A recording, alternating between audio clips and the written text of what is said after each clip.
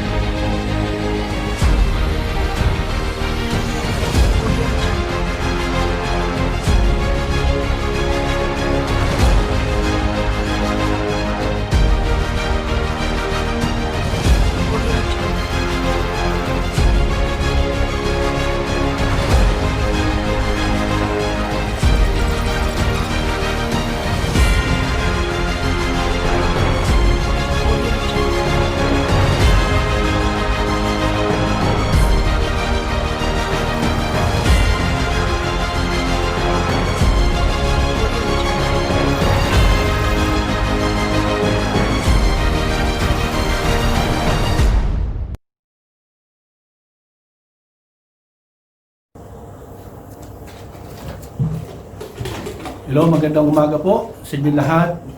Kamusta na po kayo mga kapatid sa pananampalataya sa ating Panginoong Yesus? Magpasalamat tayo sa Diyos dahil patuloy na tayong binibigyan ng laya upang tayo makapagpahayag ng salita. Bagamat narito tayo sa ganitong sitwasyon, may pandemya, subalit ang Diyos ay hindi nagpapabaya sa atin.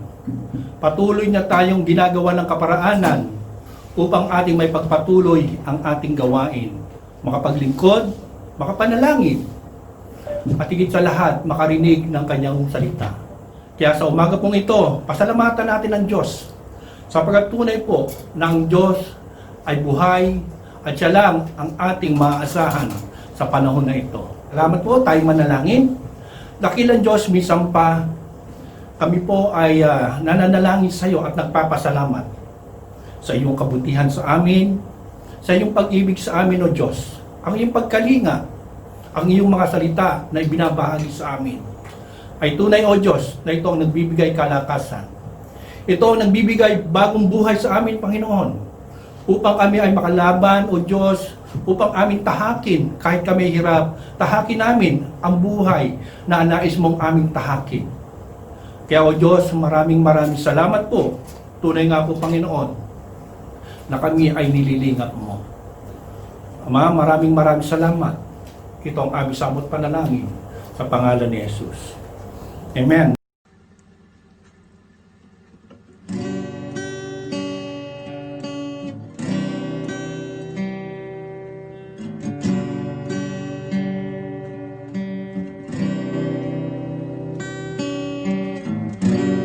Every day they pass me by, I can see it in their eyes. Empty people filled with care, headed who knows where.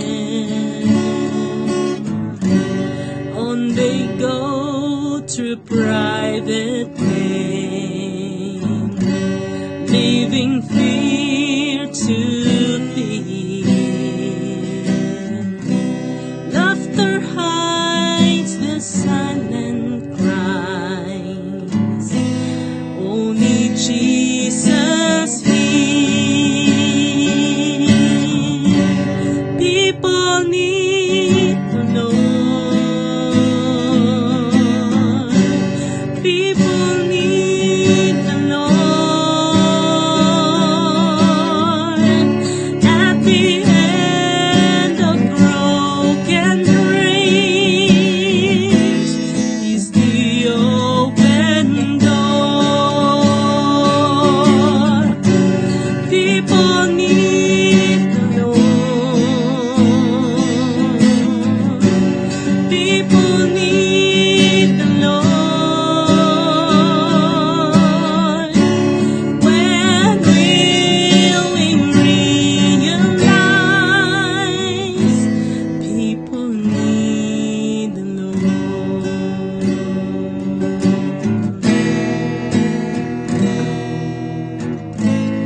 We are called to take His light to a world where wrong seems right. What could be too great a cost for sharing life with one who's lost? Through His love, our hearts can feel all the grief they bear. They must hear the words of life only we can share. People need the Lord. People need the Lord. At the end of broken dreams, He's the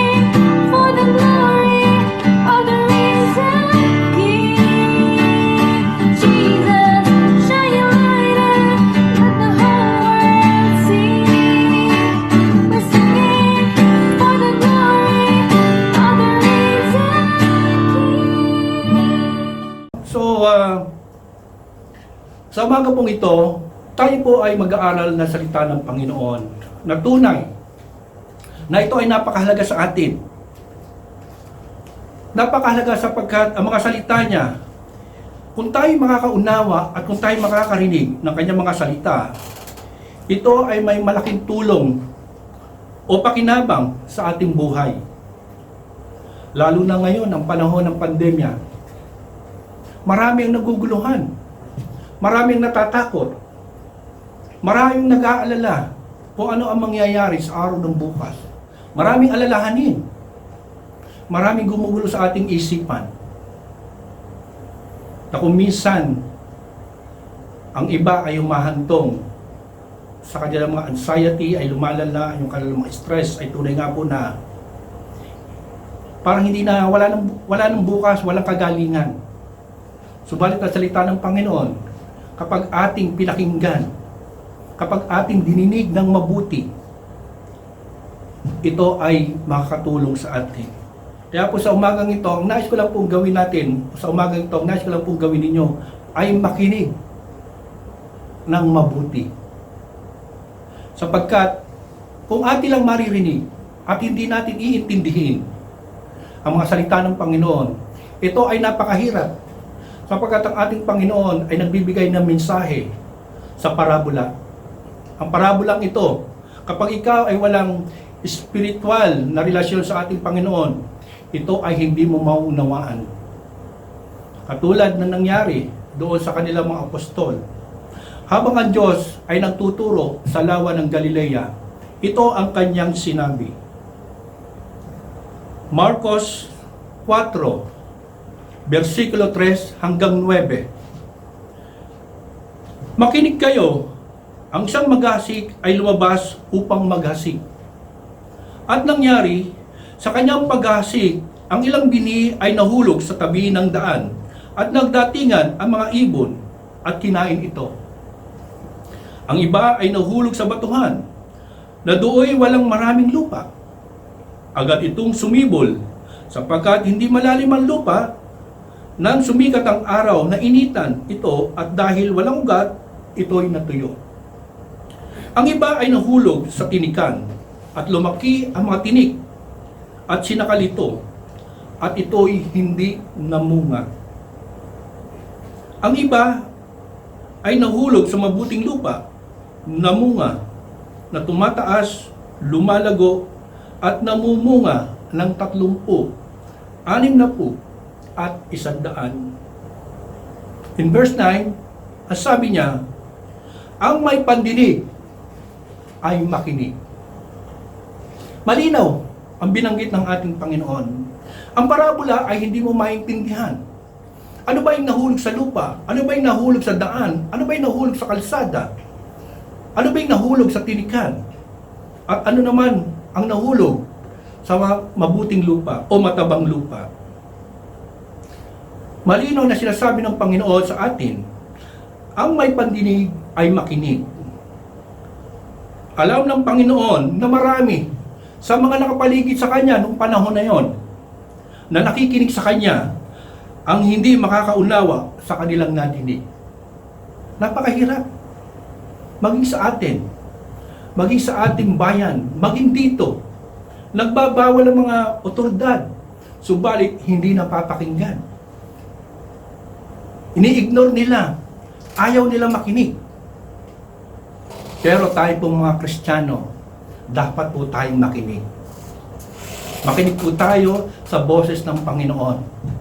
Makinig po tayo sa alituntunin ng ating pamahalaan. Maaari niyo po bang sabihin sa mga katabi niyo, makinig ka kapatid ng mabuti. Kung kayo ay nag-iisa lamang, tapikin mo ang iyong dibdib at sabihin mo, makinig ka sa sinasabi ng Diyos. Hindi ko po tatalakayin ang parabolang iyon. Hindi po yon ang ating paghuhugutan ng ating pagbubulay-bulayan sa umagang ito. Dadako po tayo sa Kawikaan 4, versikulo 20 hanggang 22. Anak ko, makinig ka sa aking mga salita. Ikiling mo ang iyong pandinig sa aking mga wika. Huwag mong hayaan sila'y mawala sa paningin mo. Ingatan mo sila sa ikabuturan ng iyong puso. Sapagkat sa mga nakakatagpo sa kanila, ang mga ito'y ang mga ito'y buhay at kailangan sa kanilang buong katawan. In verse 20 po, tingnan natin, ano ba ang nakapalaman dito? Bakit natin kailangan makinig ng mabuti? Ang sabi po rito, anak ko, makinig ka sa aking mga salita. Ano ang ibig sabihin ng ating Panginoon na makinig ka ng mabuti? Makinig ka sa aking salita. Ito po ay nangangahulugan na karamihan sa atin napakinggan lamang, subalit hindi nauunawaan o hindi naiintindihan. Nakinig. Para lang yan na dumadaan ka at ikaw ay may napakinggan pero hindi mo siya naunawaan. Hindi mo alam anong ibig sabihin ng iyong narinig. O kaya naman may sinabi sa iyo, ikaw ay biglang naniwala, hindi mo agad inintindi. Kaya po kailangan, kapag tayo ay nakinig sa salita ng Panginoon, ito ay ating unawain. Tingnan natin, ano ba ang salita ng Diyos para ano ito sa akin? Ano ang pakinabang ko dito? Anong nais ng Diyos ipahiwatig sa akin? Gaya ngayon, ang sabi ng Diyos, makinig ka sa aking mga salita. Araw-araw naman kaming nakikinig ng radyo meron na mga napapakinggan ng mga salita ng Panginoon. Ang tanong, naipapamuhay ba natin? Ito ba ay naigagawa natin sa ating sariling pang-araw-araw na gawain? Maaaring nakakarinig lang tayo, subalit ang puso natin ay hindi nakikinig doon sa sinasabi. Maaaring nakapakinig ka, pero hindi mo maunawaan. Ito po ay nangangahulugan na tayo nakakarinig kapag ang ating ginamit ay tenga lamang at ito'y lumabas sa kabilang tenga, ito po ay mawawala. Subalit, kung ating siyang papakinggan, gagamitan ng puso, ng damdamin, at ng ating kaisipan, ito ay ating mauunawaan. Ito po ay nangahulugan na tayo ay nakaririnig na salita sa pamamagitan ng ating pisikal na tenga nang hindi natin ay binibigyang pansin ang ating nadinig. Kaya sinabi ng Panginoon, doon din po sa verse na yon, ikiling mo ang iyong pandinig sa aking mga wika. Ikiling mo, damhin mo ang aking sinasabi. Unawain mo, anak, ang aking sinasabi, sapagkat ito sa ikabubuti mo. Magbibigay po ako ng halimbawa sa inyo. Kayo ay pumunta sa isang pulong o kaya sa isang gathering katulad na ito. Marami kayong nakikinig.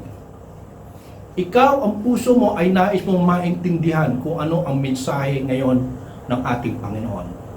Subalit, sa iyong likuran ay merong umaaten pero wala ang puso nila. Bakit? May ganun ba umaaten na wala ang puso nila kung sila ay naroon? Meron po. Sapagkat yung iba nag-uusap sa likod, hindi nauunawaan yung sinasabi ng pastor o nung mga nagsasalita. Naririnig nila pero hindi nila maintindihan. Bakit? Sapagkat merong gumagambala sa kanilang pag-usap.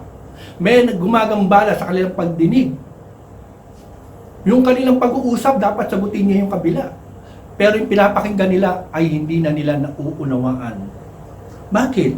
Sapagkat doon sila nakapokus. At ikaw naman na nagnanais na marinig at maunawaan fully ang sinasabi ng tagapagsalita, Ikaw ngayon ay parang hindi mo maintindihan din. So anong gagawin mo? Para baga nga kung maaari yung tenga mo, iabot mo ron, talagang diringgin mo siyang pilit upang iyong maunawaan ang sinasabi nung nagsasalita. Mahirap po umintindi kung maingay ang paligid. Subalit, kung ikaw ay nagnanais talagang maunawaan ang salita ng Panginoon, ikikiling mo ang iyong pandinig. Kahit na maingay pa yan, ikikiling mo ang iyong pandinig sa salita ng Panginoon. Kaya nga po maraming beses, na pagkatapos ng Panginoong Hesukristo na magsalita o magturo, lagi niya sinasabi, ang may pandinig ay makinig. Sa sobrang dami ng tao, sa sobrang dami ng mga tao na maingay, kung ating pong titingnan,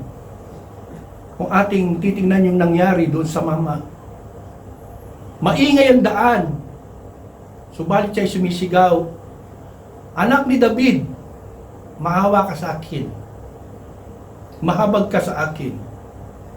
Subalit ang pandinig ng Panginoon, kahit maingay yan, ay kanyang narinig ang taong iyon. Bakit? Sapagkat ang puso ng Diyos ay naroroon sa mga tumatawag sa Kanya. Hindi ba ipagkakaila? Marami na tayo nababasa sa Biblia. Kahit na yung babae na tinatagasan ng dugo for 12 years, hindi po niya ang laylayan ng damit ng ating Panginoon. At ito ay naramdaman ng ating Panginoong Hesus. Ano ang sabi niya? Sino ang humipo sa akin? Ang sabi ng kanyang mga apostol, Panginoon, Guro, maraming mahawak sa iyo. Kaya hindi mo na malalaman kung sino humawak. Pero iba po sinasabi ng Panginoon. Ang tanong na sino ang humipo sa akin na may pananampalataya? Sapagkat meron na walang power sa akin. Sa dinami-dami ng tao, lumabas yung babae at siya ay nagpatira pa. At sinabi ng Panginoon, dahil sa laki ng iyong pananampalataya, pinagaling ka na. Napakasarap. Napakasarap na marinig sa Panginoon yung ganon. Lalo na kung tayo nakikinig sa Kanya.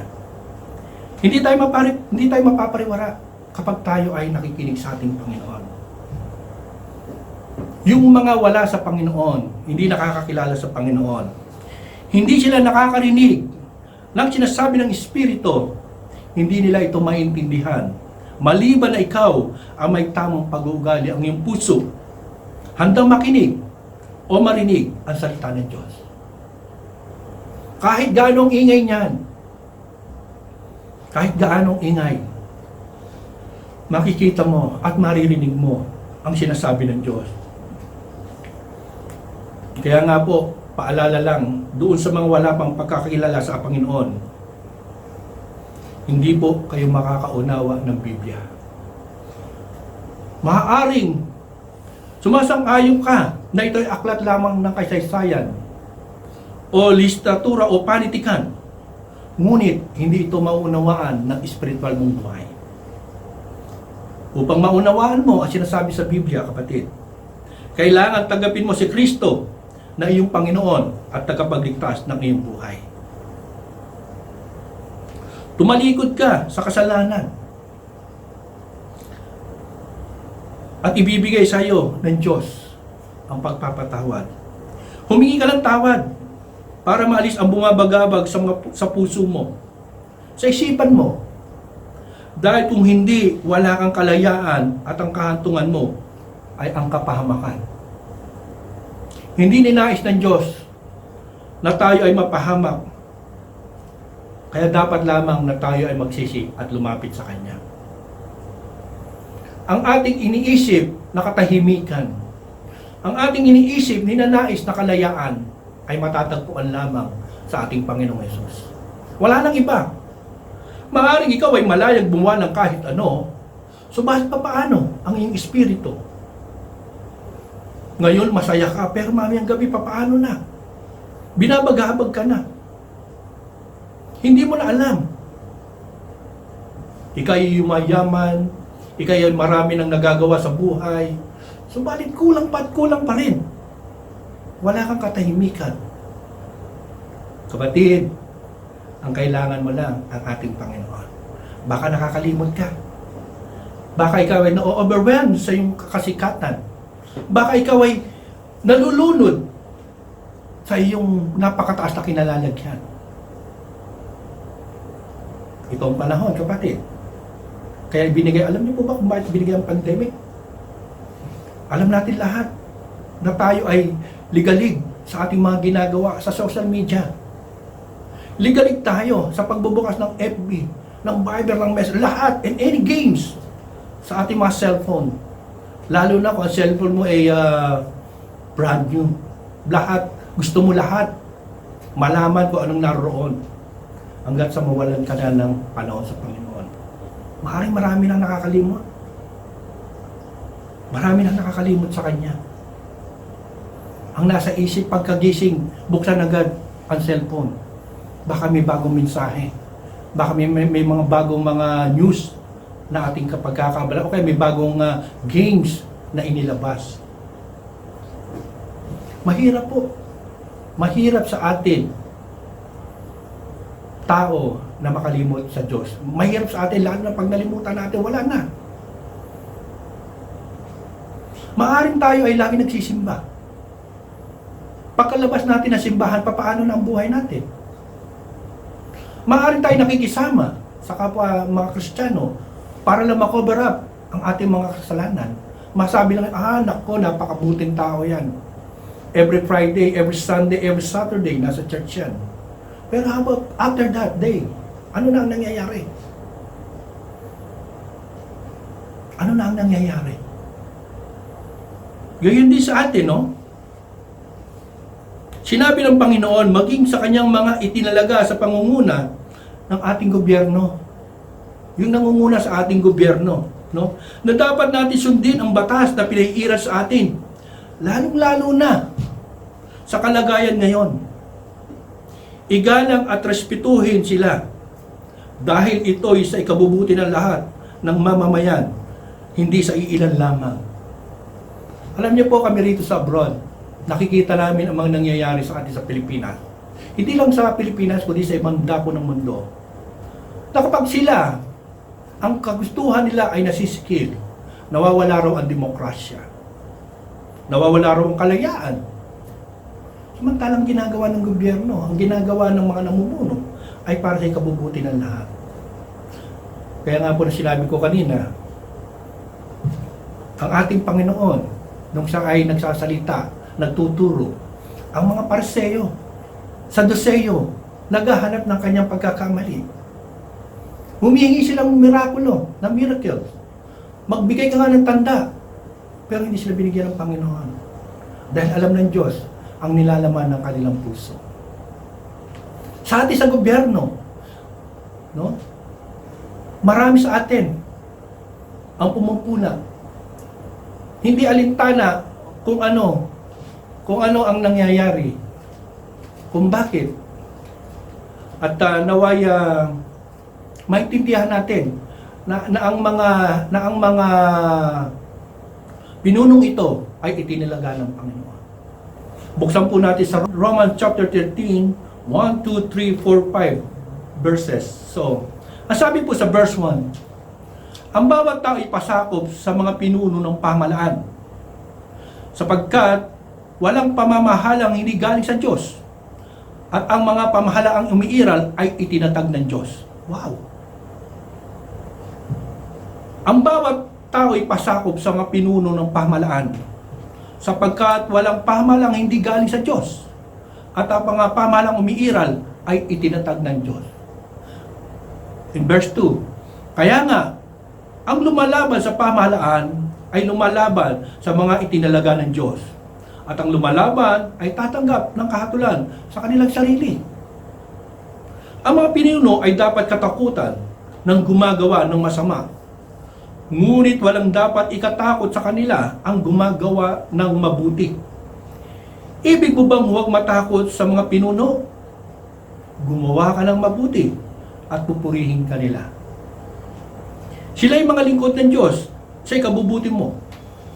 Ngunit matakot ka kung gumagawa ka ng masama, sapagkat sila ay talaga may kapangyarihan magparusa. Sila ay mga lingkod ng Diyos at magpaparusa sa mga gumagawa ng masama. Kaya nga dapat kayong pasakop, hindi lamang upang maiwasan ang puot ng Diyos, kundi dahil sa iyon ang matuwid. Napakalinaw na sinasabi ng banal na kasulatan. Ang bawat pinuno ay kanyang itinalaga. Itinalaga ng Diyos. Maaaring magsasabing iba, paano yan? Hindi naman tama ang kanyang ginagawa. Hindi naman tama ang kanyang pamamalakad. Hindi naman tama ang kanyang pagbibigay ng mga utos. Kapatid, kung alam mo ang salita ng Diyos, mauunawaan mo. Sa totoo lang, kung tayo mga Kristiyano nakakilala sa ating Panginoon, kung ating paniniwalaan ang salita ng Diyos, kung kayo'y naniniwala sa sinasabi rin sa banal na kasulatan, susunod po tayo. Alam natin, no, na ang mga itinalaga upang pamunuan ng ating pamahalaan, ito ay galing sa Diyos. Pastor, hindi nga po pwede kasi ganito ang ginagawa niya. Ang tanong, kapatid, nakita mo ba ang iyong sarili? Nagagawa mo ba ang nararapat? O mahilig ka lang pumuna? O ayaw mo makinig? O ayaw mong sumunod dahil may gusto kang nais na iba? Katulad din yan na sinasabi nga sa panahon ng ating Panginoong Jesucristo. Ang ating Panginoong Jesucristo, ng araw ng Sabat, siya ay nagpagaling sa isang mamang tuyo ang kamay. Pero, ang sabi ng mga Pariseo, tayo muna, mali ang ginagawa mo. Alam mo na bawal. Bawal ang ginagawa mo na ikaw ay magpagaling sa araw ng Sabat. Dahil yan ang batas. Tama. Pero hindi nila nakita yung naidulot nung pagsuway na yun sa batas. Gumaling yung lalaki. Hindi nila nakita yung paggaling ng lalaki. Ang nakita lang nila yung sinasabi nilang mali. Maganda po sagot ng Panginoon doon. Kung ikaw ay gumagawa ng mabuti sa araw ng Sabat, gawin mo. Sapagkat ang Sabat, ito ay ginawa ng Panginoon para sa atin. Huwag natin hayaan na mali lang tayo. Huwag natin hayaan na ang salita ng Panginoon ay mabaliwala. Para din po yan sa sasaya, ikauunlad ng ating buhay spiritual. Maging sa mga namumuno sa ating mga iglesia, dapat po tayong makinig at sumunod para sa ikabubuti nating lahat. Kuminsan, ang mga miyembro o yung mga dumadalo sa isang iglesia, pag nakikita nila ang pastor, madali nilang makitaan ng mali. Bakit? Kasi yung hanap nila yung mali ng pastor o yung mali ng mga namumuno sa kanila. Ang tanong, na-check mo ba ang iyong sarili, kapatid? Sabi nga ng Panginoon, di ba? Bago mo tignan ang puwing ng iba, tignan mo muna ang iyong sarili. Ano ba ang naitutulong mo sa church? Ano ba ang natutulong mo sa gawain? Bakit nakikita mo may pagkukulang ang pastor? Yes. Maaring ang nais mo, o si pastor dapat siya ang nagpaawit, dapat yun. Hindi po. Ang pastor po ay mayroon mga sinasabi nga ng ating Panginoon mga alagad. Meron po tayong music ministry, finance ministry. So, nagtatalaga po doon dahil hindi kakayanin ng ating pastor. Kung kayo lang ay makikinig, mauunawaan nyo ang lahat ng ito. Hindi lahat ay kakayanin ng isang lingkod lamang. Kaya nga, kung ikaw may pagdinig, dinggin mong maigi. No? Dinggin mo maigi at damhin mo, unawain mo. Kaya nga po na sinabi ko kanina, kung meron tayong nakikita na parang mali ayon sa ating mga pangunawa, hayaan po natin. Hayaan po natin ang Diyos ang magparusa sa kanila. Huwag tayong gumawa ng isang hakbang na mas lalo pang ikasasama ng lahat. ipaghati-hati, no, ng iglesia. Katulad sa ating bayan. Halos mahati-hati ang ating mamamayan. Dahil yung iba, nagnanais na sila ang manguna sa bayan. Sila ang nagnanais na patuloy sila ang manguna. Ayaw nilang hayaan yung namumuno ang siyang manguna. Bakit? Maaring sila ay mayroong masigit na nalalaman. Maaring masigit na ang kanilang nalalaman ay sa ikabubuti ng bayan. Tandaan po natin, ang Diyos po ang magpaparusa, ang magtatanggal sa mga namumuno na yan. Halos araw-araw, maging dito sa amin sa Middle East, ang laman ng balita, no? Hindi ko na sasabihin. Alam na alam nyo na yan. Pero ano ang naitutulong ng mga ito? Maraming dapat asikasuhin.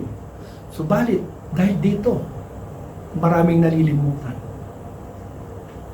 Ang iba kasi naiinip eh. Naiinip ang iba. Gusto nila mawala na agad ang namumuno. Gusto nila palitan agad. Bakit? Nananalangin sila na palitan pero ayaw kumilos ng Diyos. Ang bagal ng Diyos kumilos eh. Pero mali po. Huwag po tayong mainip. Aalisin po sila ng Panginoon. Kaya huwag nating isipin na mabagal ang Diyos. Hindi po mabagal ang Diyos na magparusa. Lagi po siyang on time. Nasa takdang panahon palagi. Alam ng Diyos kung kailan niya ipapataw ang parusa sa mga nagkakasala. Nakikita natin, no? Maraming mga kriminal. Bakit hindi ito mamatay? Bakit hindi ito masagasaan ng prison? O kaya mabagsakan ng eroplano, pero bakit nabubuhay pa sila? Masama naman silang tao. Kahit po masama yan, mahal ng Diyos yan. Binibigyan pa ng Diyos ng pagkakataon upang sila ay makapagbago. Sabi nga po sa Pedro, ikalawang Pedro 3:9, chapter 3, verse 9, sabi po, hindi mabagal ang Panginoon tungkol sa kanyang pangako, na gaya ng kabagalang itinuturing ng iba, kundi matiga sa inyo na hindi niya ibig na sino man ay mapahamak, kundi ang lahat ay dumating sa pagsisisi. Nais ng Diyos lahat magsisi. Nais ng Diyos lahat magbalik loob sa Kanya. Nais ng Diyos makita lahat ng tao ang kabutihan niya. Itong masamang ito, may mabuti pa ito sa kanyang puso. Hindi pa yan talaga sukdulan. O mangisukdulan man yan, binibigyan pa rin ng pagkakataon ng Panginoon. Kaya po yung sinasabi ng iba, pag ating na-evangelize, no, yung naku, wag muna ngayon Brad, wag muna ngayon. Hindi ko pa kayang humarap sa Diyos, marami pa akong kasalanan. Kailan pa, kapatid? Kailan mo pa papapasukin ang ating Panginoon sa puso mo? Kailan pa? Makikita po natin na ayaw ng Diyos na mapahamak. Siya po ang nagbigay sa atin ng buhay. Kaya siya rin po ay nagbibigay ng panahon upang makapagbalik loob ka sa Kanya. Ang ibang hindi pa tumatanggap sa Kanya, ay sa Kanya bilang Diyos at tagapagligtas, ito po ay Kanya binibigyan ng pagkakataon na lumapit. Hindi na niya nahayaan na ikaw ay mapariwara. Katulad po yan ng Kanyang paglingap sa Kanyang bayan. Magbibigay ng isang hari, tapos gagawa ng kasamaan, tapos babalikan ng Panginoon yan. So hindi po nagtatangi ang Panginoon sa atin. Amen? No? Dako na po tayo sa Kawikaan 4:21. Ano sinasabi ron? Huwag mong hayaan sila'y mawala sa paningin mo. Ingatan mo sila sa kaibuturan ng iyong puso. Wow! Ano, huwag mo silang iwali sa iyong paningin. Yung mga sinasabi ng Panginoon na ikabubuti mo, huwag mong iwalay. Lalong-lalo na kung magbabasa ka ng Bible o ng Biblia mo. Huwag mong aalisin sa iyong paningin. I-meditate mo day and night. Huwag ka makalimot. Huwag mong hayaan na maalis ang iyong pansin o ang paningin sa aklat na yan. Sabi nga po sa Joshua 1:8, ang aklat na ito ay kautusan ay huwag aalisin sa iyong bibig, kundi ito iyong pagbulay-bulayan araw at gabi, upang iyong masunod ang ayon sa lahat na nakasulat dito, sapagkat kung magkagayoy iyong pagiginawain ang iyong lakad at magtatamo ka ng tagumpay. Ayun po ang sikreto. Upang tayo po'y magtagumpay at maayos maginhawa ang ating lakad, pamumuhay sa mundo. Marami po ang ganyan. Naglalakad, subalit natitisod. Hindi makuha ang tagumpay. Bakit? Kulang po tayo sa pakikinig ng mabuti na salita ng Panginoon. Magkakaroon tayo ng katagumpayan at kaginhawaan kung ating susundin at ipamumuhay ito. Huwag natin hayaan ito'y parang nabasa natin ng comics o parang isang libro lamang. Huwag natin hayaan na ang ating binasa ay hindi natin mapakinabangan. Huwag natin hayaan yung ating nabasa ay ating malimutan. Sabi nga po, iyong i-meditate o pagbulay-bulayan araw at gabi. Araw at gabi. Paano, Pastor, may trabaho? Okay lang, kahit may trabaho. Dahil hindi naman habang panahon nagtatrabaho ka eh. Meron kang break time, meron kang sinasabi nga natin na spare time, doon mo gamitin. No? Kung nais mo talaga na lumago sa pananampalataya at karunungan at maging kasiya-siya ka sa Diyos, dapat nating ilapat ang salita ng Diyos sa lahat ng bagay na nais natin mangyari sa ating buhay. Dapat nating ipamuhay. Huwag natin hayaan na ang ating narinig, ang ating nalaman, ay hindi natin gawin sa ating buhay. Mahirap po yung ating kaalaman ay iniipon lang natin sa utak, sa ating isip. Hindi natin ina-apply sa ating buhay. Mahirap po. Nagtatago lang natin ito sa ating kaisipan. I-apply po natin.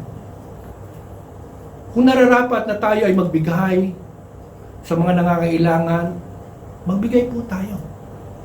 Magbigay tayo ng mga mapapakinabangan nila. Huwag naman po yung magbibigay ka, hindi na nila mapapakinabangan. Kailangan po yung mapapakinabangan pa. Huwag natin alisin ang salita ng Panginoon sa ating puso at ating isipan. Makinig maigi. Makinig ng mabuti upang maunawaan ang nais ng Diyos sa atin. Ito po tayo sa last, verse 22 ng Kawikaan 4:22. Sapagkat, sabi ng Panginoon, sapagkat sa mga nakakatagpo sa kanila, ang mga ito'y buhay at kailangan ng kanilang buong katawan. Wow! Yung mga nakatagpo sa ating Panginoon at yung nakakita ng mga kanyang mga talata at ito'y kanilang inunawa, kung ito'y ating ipamumuhay ang salita ng Diyos, mauunawaan natin ang tunay na buhay na kasama ang ating Panginoon. Kung hindi mo naunawaan ang salita ng Diyos, hindi ka makakapamuhay na kasama siya. Dahil malayo ka eh. Hindi mo maunawaan ang sinasabi niya. Subalit, kung ito yung mauunawaan, mga kapatid, napakasarap mamuhay na kasama ang ating Panginoon. Ang ating espiritu ay magkakaroon ng bagong relasyon sa Panginoon. Kung noon dati ay wala tayong relasyon sa Panginoon, sa ating pagtanggap sa Kanya, mababago ang spiritual nating relasyon sa Panginoon. Ano ang mga mawawala kapag tayo lumapit sa Panginoon? Ano ba ang mga dati nating ginagawa? Ano ba ang dating meron ng espiritu natin nung wala tayo sa Panginoon? Ito ay espiritu ng galit, espiritu ng pagkainggit, espiritu ng pagkamuhi, espiritu ng hindi pagkakaintindihan, palibugho. Ito mahirap alisin. Pero, wala pong mahirap sa Panginoon. Walang imposible sa Panginoon. Kapag ikaw ay nagkaroon ng relasyon sa ating Panginoon at tinanggap siya ng buong buo, ang lahat po ay mapapalitan ng espiritu ng pangunawa. Espiritu ng pagpapatawad. Espiritu ng pagiging mapagbigay. Espiritu na may pagmamahal, Espiritu na may pasensyoso, at higit sa lahat, pagmamahal, buhat sa Diyos. Sabi ng Panginoon, ang may pandinig ay makinig. Huwag natin hayaan ng ating nadinig, hindi natin maintindihan. Makinig tayo. Ibigay natin ang ating puso sa Panginoon. Huwag natin hayaan na narinig lang natin at lalabas sa kabilang tenga. At hindi natin naunawaan. Hindi mo makikita ang liwanag. Hindi mo makikita ang ganda ng buhay, kapatid.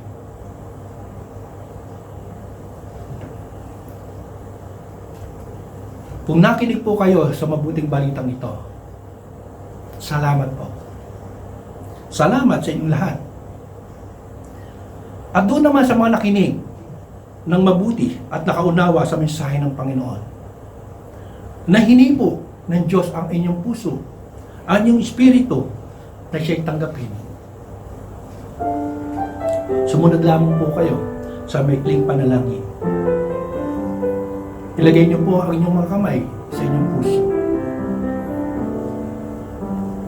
At sambitin niyo ang aking sasambitin. Panginoon, salamat po sa mga salita mo na aking narinig at naunawaan sa hapong ito. Nais ko po na kayo ay pumasok sa aking buhay. Inaamin ko, ako po ay makasalanan at nawalay sa iyo. Nawa Panginoon, linisin mo ako at patawarin sa lahat ng aking pagkakasala sa iyo at sa aking kapwa. Kasiyahan nawa ako ng banal na Espiritu. Isulat mo, O Diyos, ang aking pangalan sa aklat ng buhay. Maraming salamat. Amen. So, ngayon po ay kayo ay tumanggap sa Panginoon at kung inyo pong idinalangin at pinakinggan ng mabuti ang mensahe sa hapong ito, itong araw na ito, ikaw ay bago ng nilalang, kapatid. Congratulations sa iyo. At nawa, ikaw ay patuloy na makinig, magbasa, magsaliksik na salita ng Panginoon. Kung hindi ka masumusunod dati sa batas ng gobyerno, ngayon, naunawaan mo na. Tatanggapin mo ang pagpapala ng Diyos sa iyo. Kaya, maraming salamat po sa mga nakinig ng mabuti sa mga salita. At idadalangin ko sa mga taong ito na nakinig mahal sa iyo, Panginoon. Nawa, O Diyos, lingapin mo sila. Huwag mong hayaan, Panginoon, na mawala sa kanila ang kanilang mga narinig. O Diyos, yung mga tumanggap, Panginoon, nababatid mo ang kanilang mga puso. Nababatid mo, O Diyos, ang kanilang kalagayan sa buhay. Ikaw lamang, Panginoon, ang siyang makapagpatawad sa kanila. Salamat sa mga kapatid na tumanggap sa ating Panginoon. Kapatid, hindi mo pagsisisihan ang pagtanggap mo sa ating Panginoon. Kung naghihirap ka man ngayon sa lupa, lahat po tayo naghihirap sa lupa eh. Pero ang pangako ng Diyos doon sa langit ang ating matatanggap. Doon, habang buhay na tayo ito, mawawala ng katawan lupa natin. Kaya O Diyos, maraming salamat po, Panginoon, sa oras na nagdaan na ikaw ang aming kasama. Salamat po, O Diyos. Tunay nga po, Panginoon, ang salita mo ay hindi mawawalan ng kabuluhan. Ito ay buhay. At ito ang magbibigay kalakasan sa amin. Maraming salamat po sa iyo, Panginoon. Amen. Tanggapin po natin ang pagpapala ng ating Panginoon sa Diyos na makagawa na higit kaysa lahat na maaari natin hingin at sipin. Sa pamamagitan ng kanyang kapangyarihan naghahari sa atin. Sumakanya at kapurihan sa pamamagitan ng Iglesia at ni Kristo Jesus magpakailanman. Sa ngalan ng Ama at ng Anak at ng Espiritu Santo, ito ang aming dalangin sa pangalan ng Panginoon. Amen. God bless po sa lahat.